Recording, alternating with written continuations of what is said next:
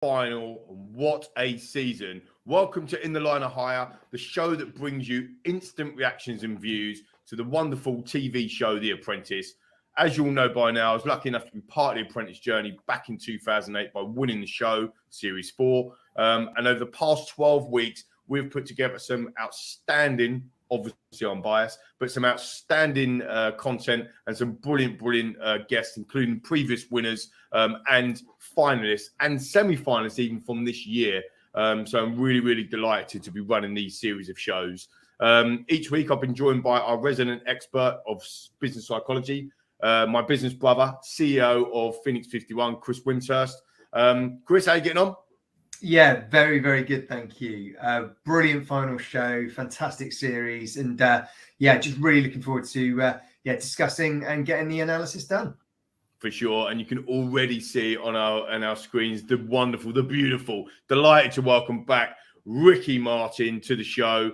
2012 winner of The Apprentice, founder of Hyper Recruitment Solutions, business partner to Lord Sugar. He's been the past chair of the REC. He's also a Ned for Perfect Storm Productions. He's also my friend. Ricky, welcome back to the show, mate. How you getting on? I'm very well. Thanks for having me, guys.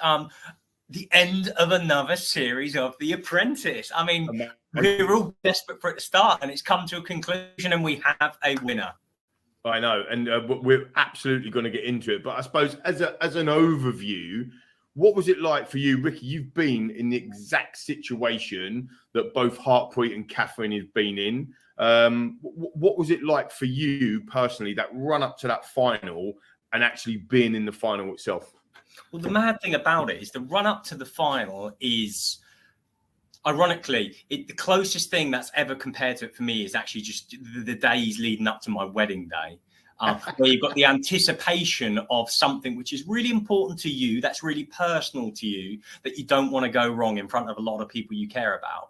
Ironically, I got married about 3 weeks before I won the show as well. So it all happened for me within 2 months, both of those feelings. So nerve-wracking leading up to it. But the final itself, and this isn't supposed to come across as an arrogant way, it was probably the most comfortable position I'd felt through the whole of The Apprentice, because it's the week you're talking about your business that you know, and you're debating something you have more knowledge of most likely than the other people on the other side of the table. So it's the week where you can regain control.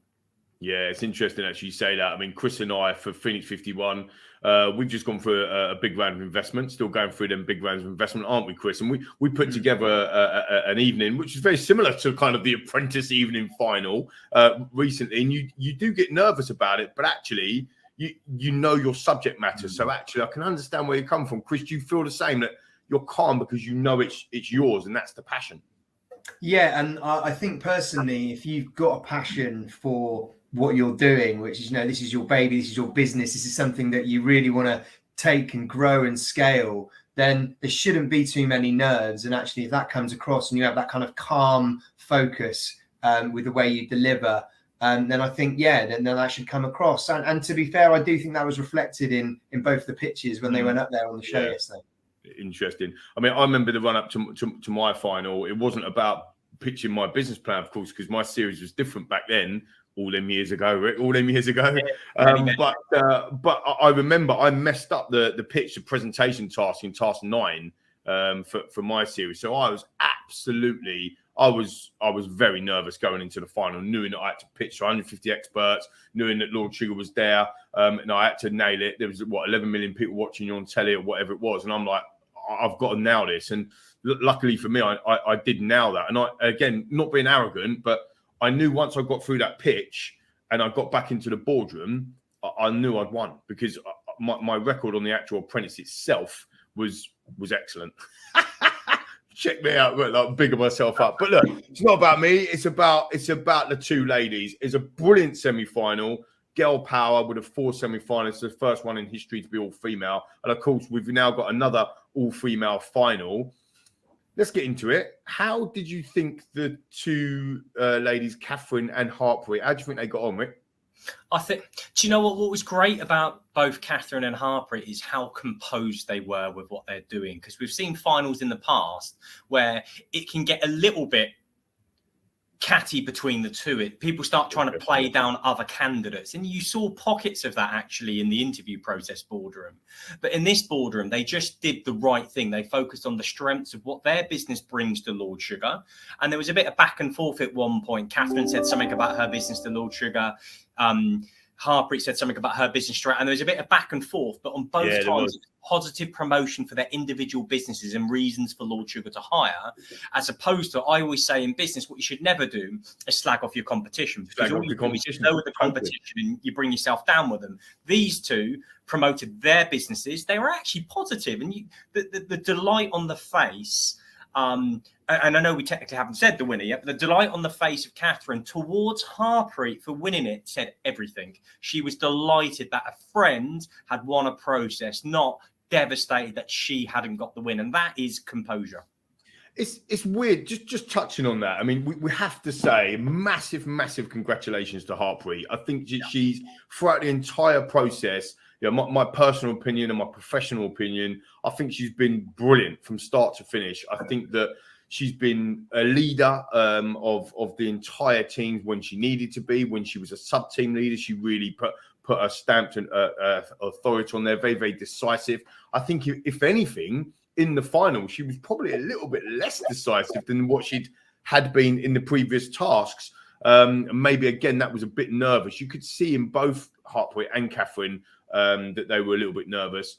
I have to also take my hat off to Catherine. I think she's been absolutely outstanding. I was championing Catherine as well. I think both of their businesses are investable. I think that given some more time and given some more advice and guidance for Catherine, maybe her business plan could be, or her business idea could be formulated to such an extent that it becomes a no-brainer. I think maybe Harpreet had a little bit of an advantage because. Not an advantage, but maybe because she's already been trading. I mean, she was very convincing, I thought, when she was talking about, I'm already doing six figures, I'm profitable business. I've already shown that I can do this. I thought that was very convincing. What did you think? Well, it's always a difficult one, I guess, from an investor perspective, from Lord Sugar's perspective, because you're not comparing. It's apples and pears, isn't it? Fundamentally, you've got somebody who's running a business where it's working and somebody with a really passionate idea to bring it forward. And that was exactly the same in my year. I was working for a business and I had articulated a business plan I hadn't started yet. So I was kind of in a bit where Catherine's shoes were. Whereas the guy that I was up against, a chap called Tom, had a wine business that was doing very well. That was very mature and operating. So it was the same dilemma then. And at that point, what it comes down to is who's an investable individual? And I think both of these were highly investable. So I don't think you could draw much between them. I think it just comes down with the depth and knowledge and confidence you have to how well that person knows their business. And I think with Catherine, you had somebody who was passionate about her business and wanted it to work and could see the idea.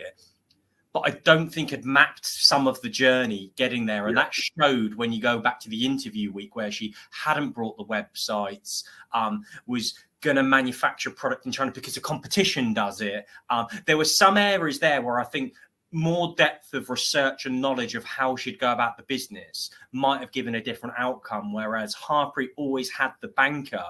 This business is working. It's working. It's already making money. You're coming into something making money. Let's just make more of it. So it makes it very hard for an investor. And I think that was the piece where Catherine fell short. She was clearly passionate. She will do this. There's no doubt she will do this. And I believe is already making great steps in how she progresses things. But I think there was just a bit of Lord Sugars will always be there with him and some of his team to provide the support.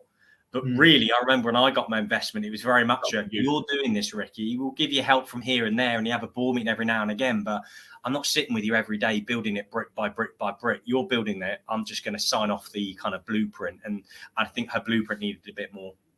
Yeah, I completely agree. Chris, let's come over to you and bring some of the data in that we've got. What have you got for us on Phoenix 51 platform this week? Well, before I get the data up, just quickly, I want to just talk about the journey and just a bit of a recap on where these two individuals were. So I think if you look at Catherine, she was straight out of the box. That first task, the cruise ship task, won it with the bougie cruises. Yeah, put herself forward for project manager.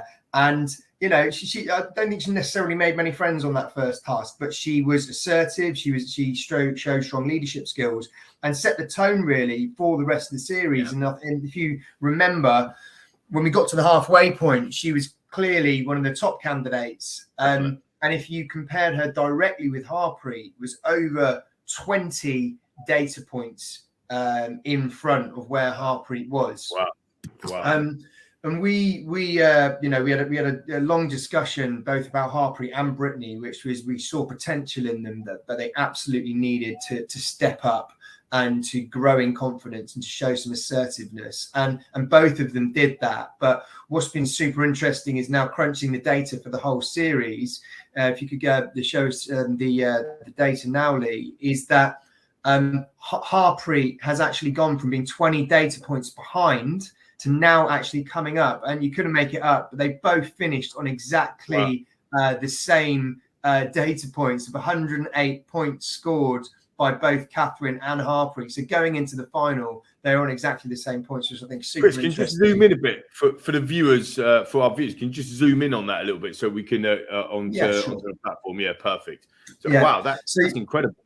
Yes, you for people listening on podcasts, you got Catherine on 108, you got Harpreet on 108, you got Stephanie who finished on 103, and then Brittany on 93. So again, even Brittany closed that gap after being slightly behind. And I think, in terms of the semi-final, it was the right 4 people. The data showed it was the right 4 people in the final. And then actually going in, you've got, literally a coin toss between Catherine and Harpreet in terms of actually who was going to win it. So I think, Lord Sugar referenced it was a very difficult decision to make.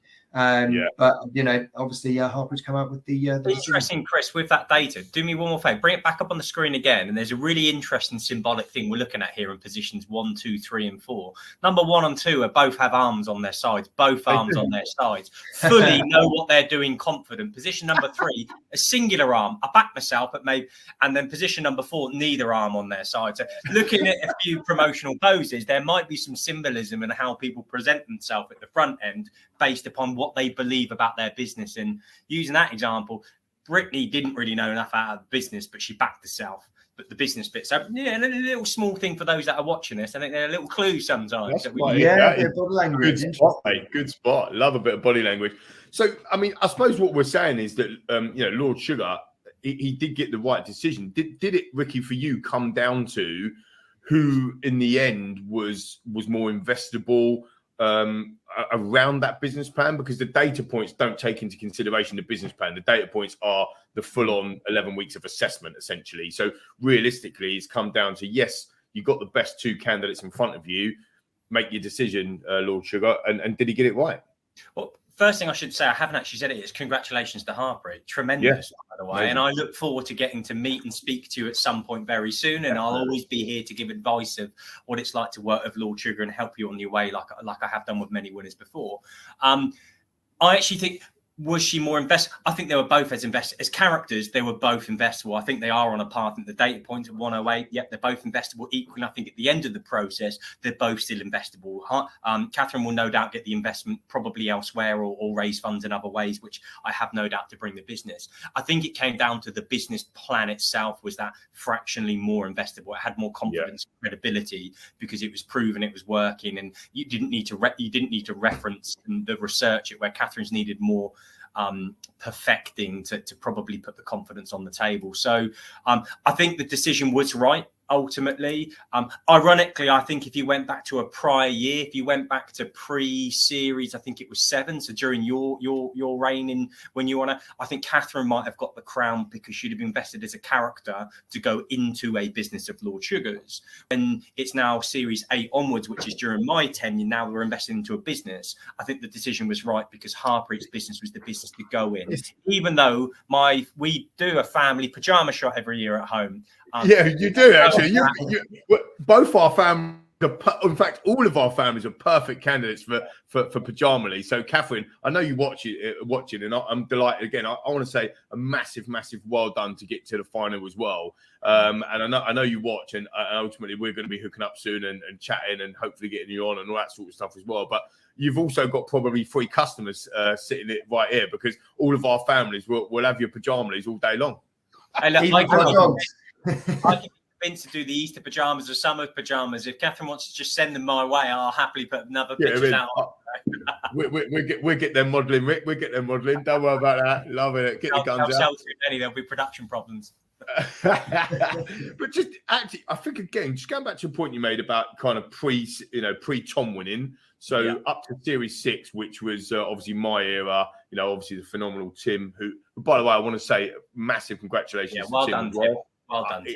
He is just the man. And brilliant, obviously, with Karen as well. But, them first 6 seasons, 6 series, the biggest compliment, hopefully this comes across a compliment, because you might think I'm a doofus, but the biggest compliment I could pay Catherine is that I could see bits of her that are the same as me, like a background, like a working class background, normal, background type thing, the way that the energy and enthusiasm that she had on task, when things weren't going so well on the task, she did put herself forward to go, actually, I think I backed myself to change this up. And I think you're right. I think from a character perspective, and again, the data points show this, she was definitely, very close. I think at this level, you are splitting hairs, aren't you? You're talking 1 or 2% of the difference. And Lord Sugar could easily have said, Catherine, you're hired, but it was Heartbeat that he chose in the end, which is a phenomenal result. Let's talk about the series just as a little bit as a whole. We'll come back to obviously the 2 finalists and the winner in a second. What did you think, Ricky, of the series as a whole? Do you think that? And that's probably a tough question for you, because obviously we're still part of that Apprentice family. But do you think that it's still got the business impact that it was designed to have, or do you think now it's going a little bit more towards the kind of social media kind of, almost making fun? I mean, there was at one point in this series that there was clown music going on. I just thought, I'm not quite sure that's the right way to go. Does that make sense? Yeah, I mean, every show will always have its critics, right? Particularly a show that's been running this long. You're going to hear everything. It's run its course. It's not fit for purpose, and all these different bits and pieces. I think they've got credible business people in there at the end of the day. And people still need to remember that there's a lot more depth behind these characters than just what you see on TV. TV's trying to get an entertainment process to get people around to watch it and to invest into the characters and invest into the investment at the back end of it. But these people all, and what's always more kind of remarkable is what people do after the show, how these people then go about. Are they back in their businesses? Are they doing things, or are they trying to be a wannabe person from TV? And I actually think you've got a number of people who really are credible and do well. I thought it's been a great year. And is the show doing what it should do? Well, I know when I spoke to Lord, he does it because he wants to inspire enterprise fundamentally. And that's not a catchphrase he's asked me ever to say to anyone. But I know that's the reality. He loves things happening. It's why Catherine still stood a great chance, because he loves taking acorns and turning them into great oak trees, right? Which is kind of like he did with mine. What I would say is the show still never surprises me how many people watch it and talk to you, particularly young people, particularly people abroad, like not just in the UK. Its breadth and its reach is significant. And when people talk to you, what always fascinates me is just how enterprising people really are. And whether or not there are pockets of sometimes there might be a bit more entertaining or not, I still think it has an appeal to tell people that if you want to do something, you can go and do it. And that's why the show's lasted so long, because a lot of different people from different backgrounds can get behind it. A lot of people can take inspiration in setting up. Even I, going through the process, was like, I had loads of reasons not to do things before, but like 12 weeks, 12 different businesses, 12 different startups. Okay. There might be some limitations in there. There might be some things set on to make it easy for you, some things more harder. But the show absolutely is still doing what it should do. It's inspiring enterprise. And I'm 10 years this year from being on it. And there are people randomly, if I go somewhere I've never been, that will talk to me about the process and what I did. And then what they'll talk to me about is what they've done since then. And it's amazing that impact that people have had. I mean, the amount of people have reached out to me in recruitment over a decade, wanting to set up a business. They saw what I had done. They're seeing what I'm doing, and I'm keeping in touch with some of them. It's just remarkable where that reach happens. So take away the TV element, there is a real impact this show has to people. And I think it's had that impact again this year, if not more than last year, because people haven't seen it for 2 years. It's like, let's get back around The Apprentice again. It's had that bigger wow factor again. Yeah, I would agree, Ricky. I think it's been interesting because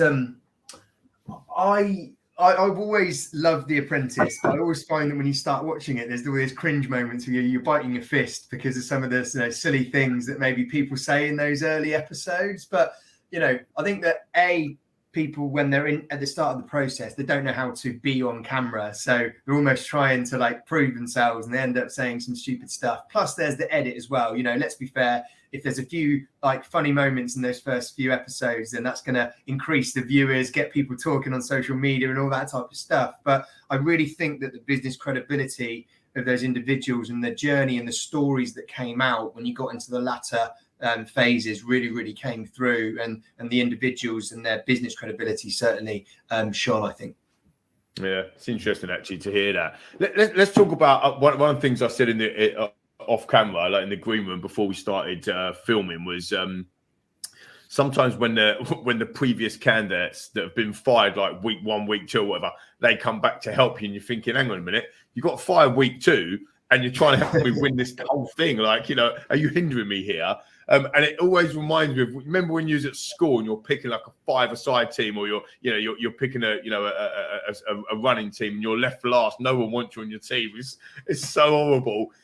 How did you think that the teams rallied around each other? Because I think you mentioned it earlier, Chris, is that because it's their business, and Ricky, you said earlier that passion about their business, they always have that respect that actually it's your decision because it's yours, but I'm here to help. Do you think they helped? I mean, I actually thought the advert that Brittany put together with Nick, I thought it was brilliant. I actually thought it was really good. You do know you can get these from home and whatever. How do you think the teams coming back helped both Catherine and Harpreet? Well, I think the good thing always is at this point, because it is the project manager is the finalist, it is their business. You're not getting the infighting anymore. You're not getting that, I know this is going to go wrong and I'm just preparing to throw you under the bus to protect self-interest. That's all gone. So you do get a better level of collaboration. There's always the fear you get. There's one of the chaps on this year, I think he got fired week 1. They don't know this guy. Really, I mean, they'd have spent a couple of days with them and probably not even got to the house possibly with them. So they don't really know the guy and the skills he can bring. That said, the chap who was selected last, I think, was that candidate, and Catherine got him. And her words were, I was going to pick you anyway. I'm like, that's a really good project manager who was lovely. I'll take the last pick. She was positive and promotional. I'm like, well, that's a real good trait of a leader there, of a manager trying to make people feel included. And I don't know, it's a tough one. Would I want people trying to, because I didn't have it that way. It was slightly different for me. My final was the interview. So I didn't have returnees coming to help to pitch my business as such. My final was the interview. But then if you think about it, in business, you've always got a team of people. And while you might have selected them from interview processes, you might not know what they've really done in reality. At least on The Apprentice, you've seen some of these guys in a few weeks. You've got a bit of a feel for them. So it is, in business, you have to get results through teams, and you have to get results through companies and divisions, departments, whatever. You can't just do it on your own. So it is I think people forget it. The real final test, it isn't just the business that's been put forward. It's how that person can get others on board to work with their idea. And any leader of a business, I heard a term, I think it was Simon Sinek said it recently. The term CEO is ridiculous. It should be CVO, Chief Vision Officer. And that person's role is to set the vision, get other people to buy into it and help to deliver and execute it with you. That's what they're actually doing in the final week. So I thought they both did a good job with those teams. And if anything, I felt a little bit that both Catherine and Harpreet chose their best mate to go on the sub team with them and left the others in the other team. And I was like, come on, get your best mate to be the sub project on the other team that you trust. Don't just have them rallying around you, bouncing off.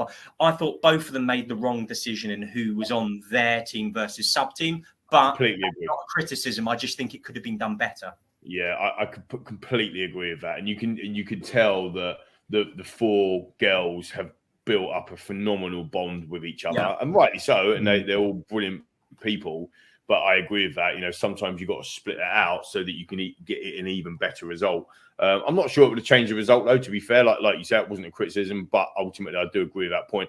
Chris, have we got any data on the teams themselves coming back in or anything like that? I think it was interesting seeing what came out. So this is specifically on how they've come across for the whole series. But if you look here around maybe what swung the decision, is we've got some ranking tables here for each of the 4 individuals that made it through to the semi-finals.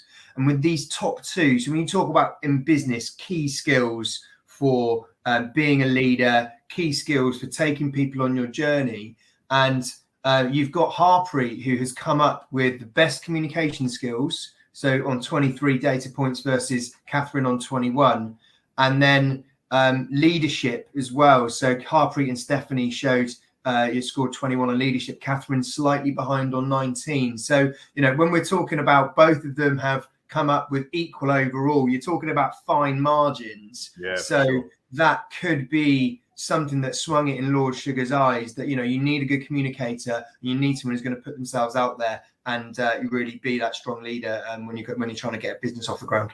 Chris, what's their graph saying for this week as well? I mean, it was really interesting. Last week, Ricky, Chris and I had Brittany and Stephanie on the show, which was a phenomenal show, by the way. You can still check it out on YouTube at Phoenix 51 YouTube channel. But they both said that they're fascinated by the data points actually that Phoenix 51 is actually bringing up throughout these shows that we're doing. And I just wondered whether or not you had any data on, you know, their cumulative graph over that period and how that kind of breaks down.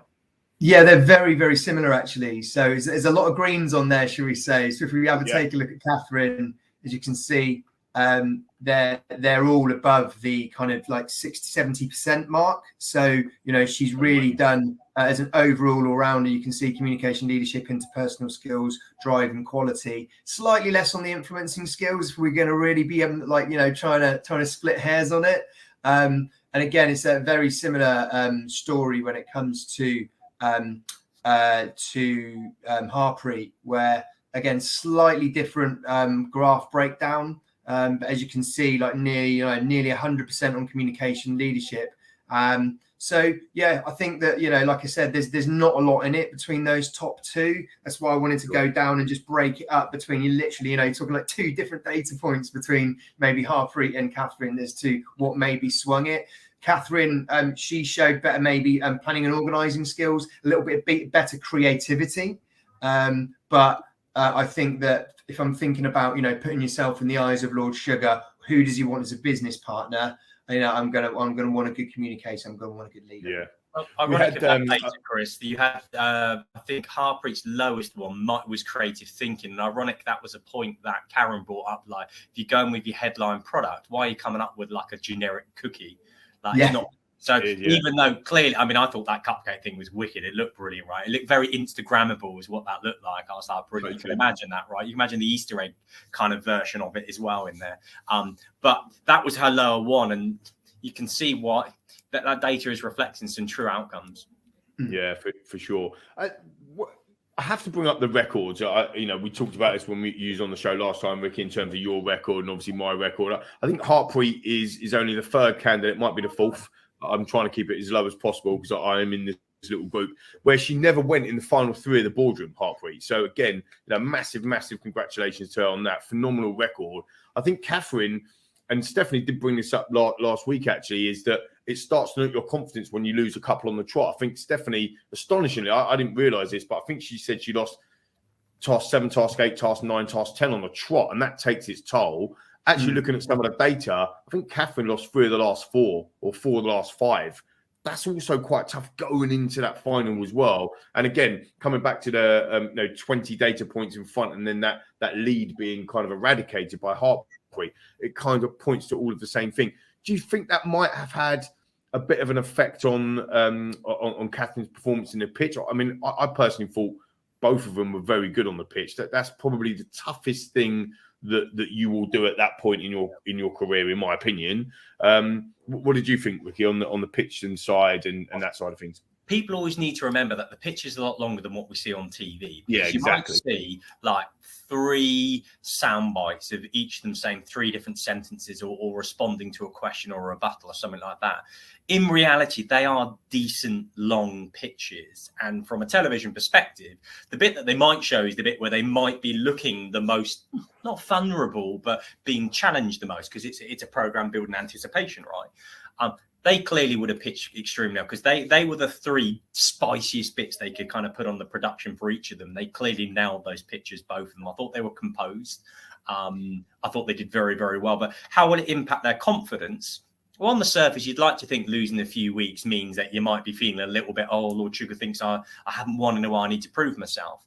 I think it works both ways. I think I still stand by. You're not in that final 3. If Lord Sugar still doesn't really know who the hell you are. So I think it goes against you sometimes never having that final 3, because you're not getting to have the challenge and understand how to work with Lord Sugar and show him. Whereas if you have had it, and again, it's all bets are off in the final, because it's your business. Like, I don't care if I've lost a task last week about English sparkling wine, because I'm not going to sell English sparkling wine. That's what I did in my year. I lost it as a PM. I'm not going to sell the stuff. I don't drink it. I don't like it. I've got no interest in it. I was trying to prove a point that I could market something I couldn't really care about. And what it reminded me is I should market things I do care about. But at that point, it is your business that you're pitching. So really, all bets are off. And Lord Sugar's really not in the interview. Maybe the track record comes into the occasion. You've lost a lot. What does that tell us? You always bought into the final 3. What does that tell us? Okay, in the interview, but in the final, I don't think if you'd lost 10 weeks, 11 weeks, I still think you can win it.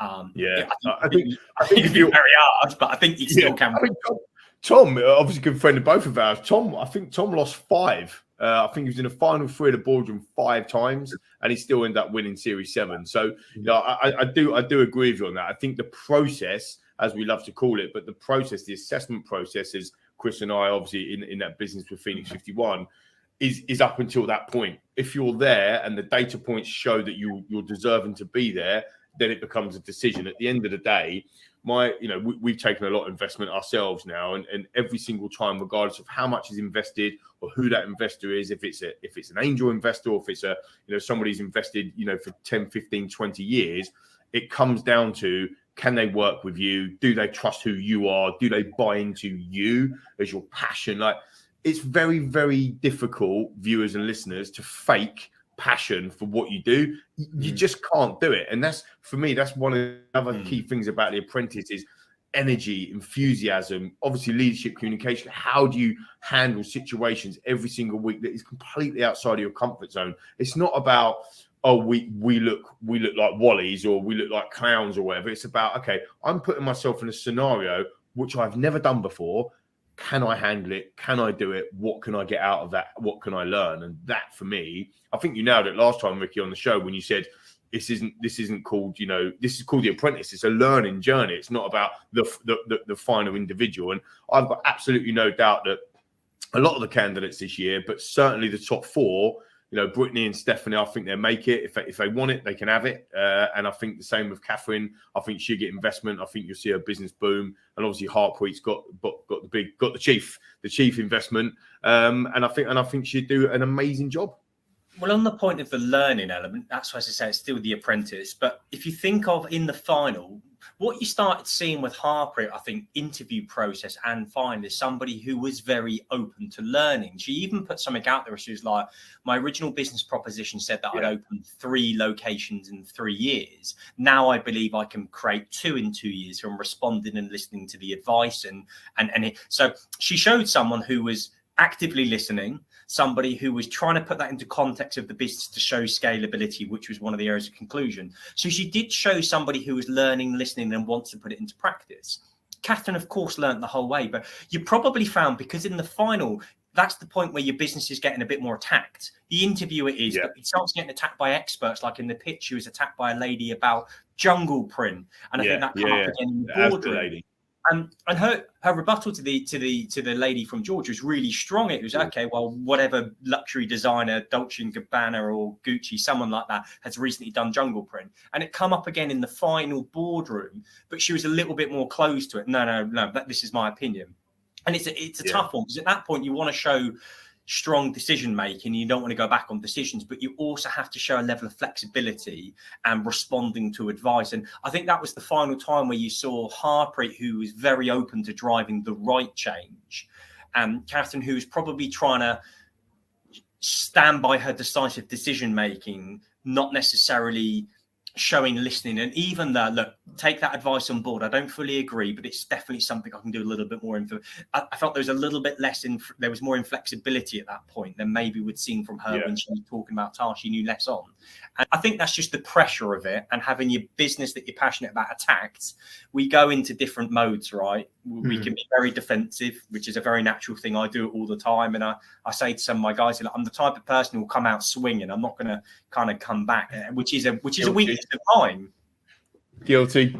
Again, I think you make a really good point about that again, because it's your own business, your own baby. It is a lot easier to become defensive about it. You know, when you're making sparkling wine or whatever it was, you're setting up a laundry business, right? You know, it's not yours, it's not your thing. But when it becomes your thing, you become that little bit more defensive, isn't it? So it's all right to criticize yourself, but when somebody else does it, why'd you say that? They're probably right, but it's quite interesting. Look, we're going to go for quick.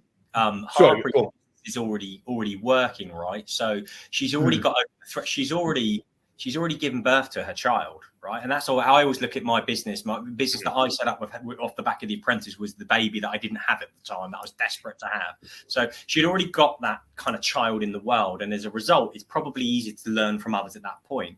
When you're thinking about it, and you're thinking about having a child, and we had 4 years worth of IVF to have our first child, I become very defensive to anybody attacking what I really wanted. Oh no, you don't always have to have a child. All these things I started hearing from. I got very defensive, and that's kind of where Catherine is, because she hasn't got that business operating like Harbury, and it's you're really passionate about getting it going. So I think your defense levels go up that little bit more, because it's something. It's like a sole mission to launch it, whereas on the other one, you've launched it, the mission is to make it the best it can. So they're coming from different places when they're getting questions, and that's the thing that's really hard to see sometimes. Yeah, I agree. Look, we're going to take a quick break. It's the second time I've done this. We're going to take a quick break. When we come back, we're going to get both Ricky and Chris's views, and my views, of course, on if there's any surprises in this season. Don't go anywhere. We'll be back after this. Technology, enabling organizations to make data-driven decisions at every stage of the employee journey, from hiring through benchmarking and development too. The platform provides detailed analytics on the most important asset in your business, your people, enabling organizations not only to make the correct hiring decisions, but also how to benchmark, train, and retain them. Phoenix 51, powering your people decisions through every part of the employee journey.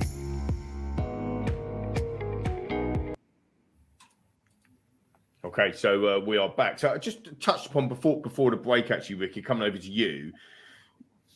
The series as a whole, we'll come back to the finalists and obviously Harpreet, the new champion, shortly. But was there any surprises for you? Is there any kind of one that got away? Did you look at some of the candidates throughout the season series and think, oh, Lord Sugar's gone early with him or with her? Maybe she could have done well, or he could have done better with a bit more longevity.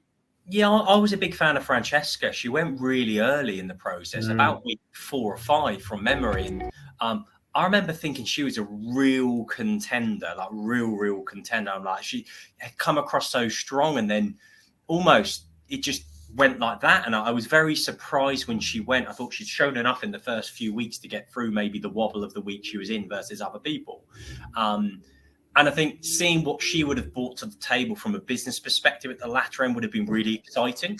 Really interesting. I always look, as a recruiter, what do I naturally do? I always look at people's pedigrees. I look them up on LinkedIn or wherever and get an idea of what they've actually done prior to the show to think, okay, where's that credibility coming from? And she'd worked for some of the big consumer good companies who are very polished, who are very good at looking at people's behaviors and competencies. And you get a very well-rounded candidate in those processes. Those businesses, the FMCG businesses, hire on behavioral first, probably more so than skill. And I thought she had so many of the behaviors that would excel in this process, but went really short. So without knowing how your graphs would have predicted her in the weeks that she went, she was my surprise exit from the process. There are probably some that went a bit further. Like I think he's a stellar chap. I'd love to meet the guy at some point, and you probably know who I'm going to say. 100%. I agree. The person I picked on my sweepstake at work, but Akeem. He went much further in the process based upon what we saw. Then I think he should have. And sometimes that is being on the right teams in the right weeks and not having the exposure of getting into the final 3 meant that the journey on the process was longer. But good thing for him, it meant he was in it for longer. He'd have probably learned more, and that will help him to do whatever he's going to do next. Yeah. Interesting, Chris. Your view as well. I think I know that you're going to agree with Ricky, because just put my 2 pennies worth in. I thought exactly the same about Francesca as well, like literally word for word. What was your viewpoint, Chris? Yeah, I agree. I think she was a loss, but you know, I think if I remember the week she went, she did put herself up as PM, and they did tank, and so there is that danger that despite your previous week's performances, you are in the firing line. I think on almost like the flip side to it, the person who I judged too quickly, I think, was Akshay.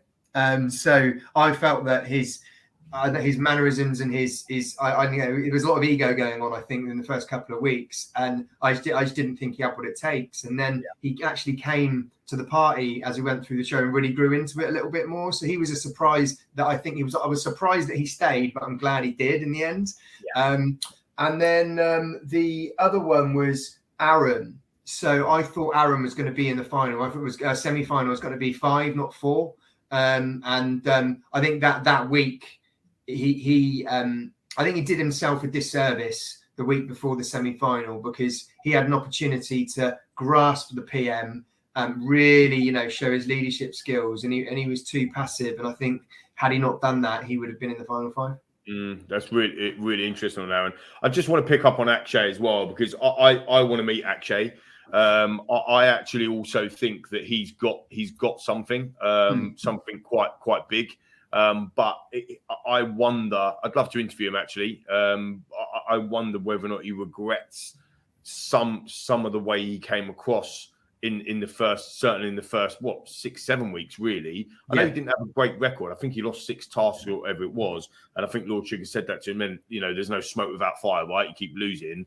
But I do think that there is something with Akshay. I think with the right, depends on what he wants to do, like with the right desires. I suppose that's what I'm trying to get at, Chris or Ricky, is that did Akshay have the right desire to want to go and do this, or was there other reasons, blue ticks on Instagram and whatever? But it'd be quite interesting for me to chat with Akshay. I'd love to, by the way. So if you're watching, get in touch.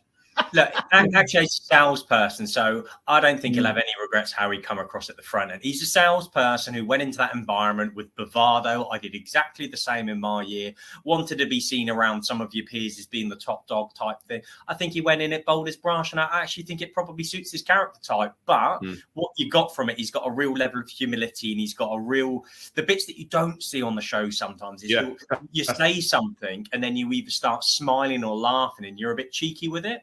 But that smile or laugh doesn't get into the edit, so it might come across a little bit more direct. Clearly, he's warm. Lord Sugar definitely liked him. That's why I want to meet him, because to see them qualities. I think he's spot on. I think he's got that. What about the winners in terms of the show itself? Not the actual winner, as in Heartbeat, well done Harps. But what about the actual winners that have come out of there? Who do you think's come out and is going to have a career, a business out of the back of this year, Ricky? We'll start with you, mate. No doubt, Catherine. The whole pajama concept, while it might be out there, people are always looking for. There's pajamas that you might go to certain locations, but I mean, my wife buys that stuff every year for us at Christmas, and I know it's not just at Christmas time. That's the perception, right, for the consumer, but it isn't just for Christmas. It's every night of the year, right? There's other ways. She no doubt will come off as a winner off the back of this, and I really, really, really hope that she stays focused to the whole pajama concept and drives it and makes it happen. She's somebody who could probably easily get wrapped up in a little bit of the fame and a little bit of the world that she's been in right now. But I think her business has a real positive upside to come. I think Stephanie, again, would have come across as a strong winner in the process. I do think I thought she was strong. I thought she was strong the whole way. She was composed. She chose leadership. I think one of the graphs you showed earlier, Chris, she was equal with Harpreet, which doesn't shock me. In one of those. Yeah, and she had the highest level of commerciality. So she was 5 data points clear of Harpreet and Catherine in commerciality. So I think that, you know, she definitely had a lot. And actually, you know, she was on our show last week, and, you know, she was talking about, you know, her business, her marketplace that she's set up for, you know, luxury children's clothing. And she's already seen a massive spike in sales. I think she's got a much clearer business plan. I think she said she took quite a lot from Claude, from her the bits maybe you didn't see within the interview. It wasn't all harsh. There was some really useful feedback that she took away from that. And yeah, I can see her really going from strength to strength. I think there's a definite business concept there, which I think utilizing hopefully the status and the recognition that she's going to get from this show, it'd be great to see that business fly. Every one of them has a great chance at getting their business to become real successes, but it's down to each of the candidates to focus on that now. And you have two options after being on a pro. So you have the option of getting wrapped up in the fanfare of The Apprentice, which, let's be very clear, guys, the finals just happened, a winner's been announced. In the next week, we move on from the world of The Apprentice. Consumers and the public move on from that. So the candidates need to move on from that as well, because they've been within a 12-week period of just kind of off the charts, something they've never experienced before, where they're getting recognised, which will continue for a bit. However, they either turn up to the opening of every bloody envelope that's existing out there because they want to go do every talk possible, help as many people as they can. But what they need to do right now is help themselves to liberate their businesses and drive it forward. And if there was one area of the process this year, when you mentioned who might be the winners other than the winner, it's very my only disappointment this year is I don't feel like the guys even got off the starting marks. I just were the guys. That was my biggest disappointment. Sorry to cut across. I'm passionate about this. Where were brilliant for the women? Absolutely brilliant. They thoroughly deserved it. Amazing. But guys, where were you? Where were you this season? Where the girls did so well is, I believe, they created a unity between them. Because there's some years what you might see is you see probably some early unity in the chaps versus the ladies. Whereas I felt like the girls this year really were strong collectively. They were supportive, promotional to each other. Everything that we should be doing to support other women in business. I just felt like the guys, I don't know if there was too much jockeying for position between them maybe, and they got more focused on that than a level of unity. But it started off slow and never recovered. It's like you're going into a football match and you're 3-0 down within 10 minutes and your head's Tottenham fan, Ricky. I know you're not. I know you're a Pompey fan, but like that's how Tottenham start each week. And you know exactly within 3 minutes, you know we're going to lose the football match. Well, you got some individually some great talent, but collectively. So I don't know. But the girls came out so strong at the starting blocks. It was very hard for recovery. And this isn't about a male-female thing in any way whatsoever. But that's the one thing that was missing this year for me, is I felt like that real standout chap. I don't know if I think the girls are just so strong. I just don't know if there was room for them. They were brilliant. I want to mention Brittany, because we had Brittany on the show last week. I have to say, I thought she was excellent. And one of the things about Brittany is she knows what she wants. She knows what she wants to go and do. Maintain the Game is her business, MTG. She's got some merch going on out there as well, which I love. I love the way that she's put it. And the most important thing to me, and this would be advice from anyone from an investment perspective, is she's putting in her own money. She's invested in her own money. She's not going out to investment saying, "Oh, can you invest in me because I haven't got anything." She's putting her own stuff behind her own idea to really back herself. And I think that's a really massive, important point. We talk about leadership, we talk about entrepreneurs, we talk about behaviors and competencies. That for me is a huge trait, and it will give her investors, when they do invest, even more confidence in her business. If she's putting her own hard-earned in, as it were, then ultimately gives investors confidence to be able to go and do that as well. So fair play to Brittany as well. But I agree, Ricky. The four girls, and maybe the one that got away was Francesca, but the four girls definitely deserve it. Let's have a final word then when we wrap up this show. I have to say I thoroughly enjoyed these shows. They've been amazing. And you mentioned about, after a week or 2 weeks, The Apprentice sort of dies down. I'm dining out. It's 14 years this year, Ricky. 14 years. Come on. Sorry, who's Lee McQueen again? I can't remember. The weird thing is, I'd like to sit here and say there's only one Lee McQueen, but if you know your and you know your history, you'll know that Alexander McQueen's actual real name is Lee McQueen. So there's actually 2 Lee McQueens, not just the one. But let's talk about Harpreet. Phenomenal final between Harpreet and Catherine. Phenomenal winner. I wish you absolutely all the best. Some final summary from you, Ricky, and then Chris on Harpreet itself. Harpreet, what a force of nature she's been through the process, right? I think from the very beginning, it's been clear that she's a contender and she's grown in the process. And I think sometimes The Apprentice is all about, particularly if you're a viewer watching it, which we've all been, despite we've got links to it, we've all been viewers. She adapted, she learned. You saw the vulnerability. I think there was one of the latter weeks when they were selling on the TV show. She was more tell rather than ask or support or direct. She was clearly exhausted. So you saw it was a real journey that we'd seen Harpreet go on throughout the whole process.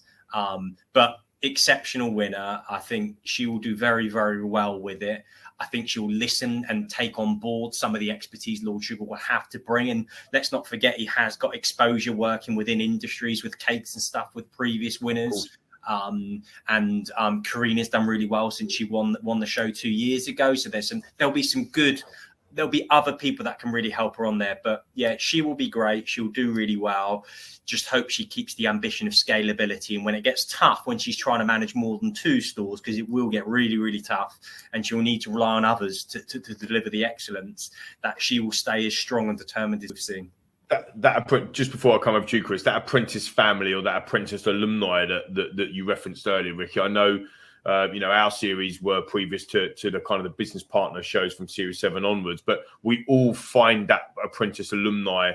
Let's be honest, this is why you and I are friends, and we hook up and we talk, and same with Tom and with Mark and with everybody that we haven't even known or even seen before.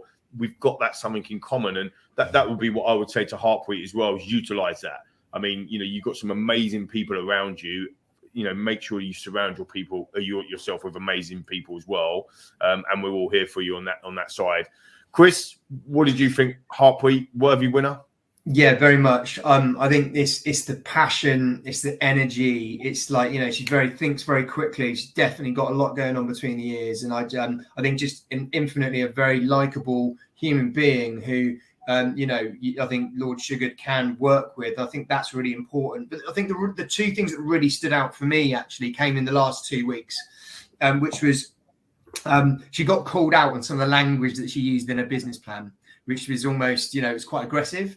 And, she got called out on it, and she kind of realized that there's a line between being assertive and actually that going too far. And she took that on board, and, and so it showed, I think, a level of emotional awareness actually about how she might be perceived or how she comes across. So that ability to learn. So I think that was the first thing. The second was that, it was potentially the lack of ambition that she showed within her business plan as well, which was, it was only 1 store per year. And I think that now her eyes are open to what Lord Sugar can bring to the party, is that, she's got the ability to scale, to potentially franchise and really go big with it. And I think that, if she can take that on board, take the opportunity and grasp it, she's going to go far. And the good thing for Harpreet is there's 2 ways you can do it. You can show she was probably a risk-free growth plan is what she tried to show there. Consider it that it will work and nothing will break. You get other people who are deluded and they want to go too far, too quick on not enough money. So actually you'd rather come from where she was and move up in line with the plan than the other way. And key thing for Harpreet, and I hope you are listening, is winning this is the start of where you're going now. This doesn't mean that you've made it. And that's not to take any disrespect away from winning it, because it's very, very difficult and should be very proud. I'm sure all of the family, as well as other people who are involved in the process, will be. But now's the platform to really move forward, the start of the next stage of the journey. It's not you've not succeeded because you've won it. You've just got the investment to take to what's next. And the investment's normally the start of the process. I mean, literally perfect sum up, Ricky. Absolutely superb. Wow, that's it. There you have it. It is done. It is Harpreet is the 16th winner of the UK The Apprentice and Lord Sugar's new business partner. It's been an absolutely fantastic 12 weeks. Huge thank you to all of our past winners that we've had on the show throughout the last 12 weeks, and obviously the finalists as well. Special mention to both Stephanie and Brittany for coming on literally straight after them interviews, and we know how tough they are as well. Next week's show, well, this is a bit like I normally say, wow, we've got a next week's show. Well, who knows? We might just have 2 more special guests to look over the entire series of The Apprentice Series 16. Keep your eyes out on the socials for all of them details. Ricky, you've always been brilliant once again. Where can everybody find you? Best place, any social media platform, really. LinkedIn's where I spend most of my time. But of course, we all have Twitter and Instagram. But in all of them, I'm at Ricky Martin 247. Love it, mate. 24/7 Ricky Martin. Absolutely love it. Don't forget to subscribe at Phoenix 51 YouTube channel. Share, like, and I'll catch you on the socials. And I'll catch you next time on In the Line of Hire.